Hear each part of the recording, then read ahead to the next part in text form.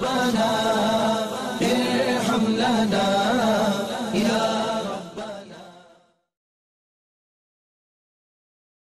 سب سے پہلی بات تو یہ ہے کہ ہمیں کوشش کرنی چاہیے کہ ہم خاتون ڈاکٹر کو ہی منتخب کر لیں، اور آج کل یہ مشکل نہیں ہے، آپ ڈینٹسٹ کو دینا چاہتے ہیں تو ڈینٹسٹ میں ایسی خواتین ہے،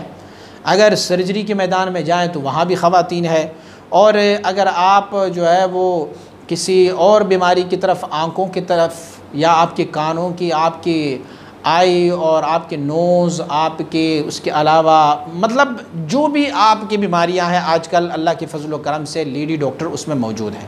ہاں کوئی ایسی بات ہو، کوئی ایسی ضرورت ہو کہ جس میں سے وہ لیڈی ڈاکٹر اس سے قاصر ہوتی ہے تو کیا ہمیں مرد ڈاکٹر کے پاس جانا چاہیے؟ جی ہاں بالکل ہمیں جانا چاہیے، وہاں ہمیں ہمارے لیے ضرورت کے مطابق جو عضو ہمارا بیمار ہے ہم اس عضو کو ہی ان کو دکھا سکتے ہیں۔ مثلاً کسی خاتون کی داڑھ میں درد ہو تو اب اگر وہ ڈاکٹر کے پاس جاتی ہے تو ڈاکٹر یقیناً ان کی دانت کو چیک کریں گے، ملاحظہ کرنے کے بعد ہی کوئی دوائی تجویز کریں گے۔ تو اب ہونا یہ چاہیے کہ ہم ان کو اپنا پورا چہرہ نہ دکھائیں، بلکہ جہاں تک ڈاکٹر کو ضرورت ہے اور جس چیز کی ضرورت ہوتی ہے ڈاکٹر کو ہم اتنا ہی چہرہ دکھائیں، کیونکہ اب ڈاکٹر نے ہماری دیکھنا ہوتا ہے ہمارے دانت کو، تو ہم صرف اپنے منہ کا وہ حصہ کھولے جس میں سے ہمیں دانت نظر آتے، بقیہ ہمارا حجاب ہونا چاہیے۔ ہمارے جسم پر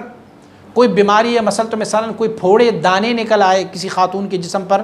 اور وہ ڈاکٹر کو دکھانا چاہتے ہیں تو وہ پھوڑا یا دانہ جہاں نکلا ہوا ہے اتنی ہی جگہ انہیں دکھائی جائے، بس یہ نہ ہو کہ میرے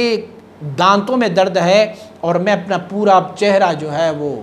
دکھاؤں۔ ڈاکٹر کو کوئی خاتون اپنا پورا چہرہ دکھائے یہ ممانعت ہے، جہاں تک اس ڈاکٹر کی ضرورت ہوتی ہے وہاں تک وہ دکھا سکتی ہے۔ حتیٰ کہ یہاں تک فقہاء نے اجازت دی ہے کہ اگر کوئی دائیہ موجود نہیں ہے جو بچے کی ولادت میں ہیلپ کرتی ہے تو اس وقت بھی اگر کوئی مرد ڈاکٹر موجود ہو اور وہ کسی لیڈی ڈاکٹر یا لیڈی طبیبہ موجود نہ ہو، ان کے عدم موجودگی کے وقت وہ اپنا جو فرج ہے وہ بھی اس ڈاکٹر کو دکھا سکتی ہے، لیکن صرف اتنا جتنا کہ اس میں سے اس بچے کی ولادت ہوتی ہے بس، کیونکہ شریعت مطہرہ نے ضروریات کے لیے بہت ساری چیزوں کو جائز قرار دیا ہوا ہے، لیکن اس ضرورت کے علاوہ کوئی اور جسم دکھانا یہ پھر ناجائز ہے۔ تو اس بات میں احتیاط کرنی چاہیے۔ بقیہ طبیبہ کی عدم موجودگی میں طبیب کے پاس جانا یہ بالکل جائز ہے۔